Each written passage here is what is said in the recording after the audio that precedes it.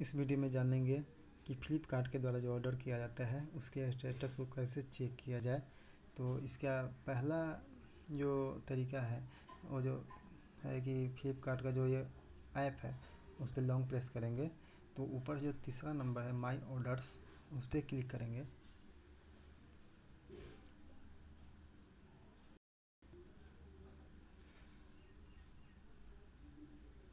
इसमें बहुत सारे ऑर्डर शो कर रहे हैं। इसमें जो आपका होगा उस पर उसको जानने के लिए उस पर क्लिक करेंगे और डिटेल जानने के लिए इस पर क्लिक करेंगे। तो यहाँ देख सकते हैं कि मेरा जो है अभी जो स्थिति बता रहा है कि ये आउट फॉर डिलीवरी है और ये शायद आज डिलीवर भी हो जाए। और जो दूसरा तरीका है उसके लिए फ्लिपकार्ट के ऐप को ओपन करेंगे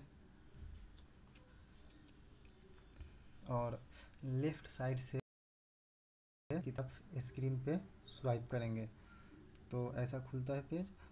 और इसमें जो दिख रहा है माई ऑर्डर्स उस पर क्लिक करेंगे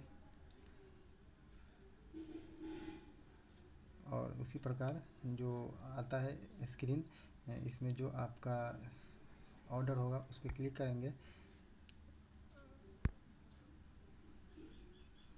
तो इस प्रकार आप ऑर्डर को ट्रैक कर सकते हैं।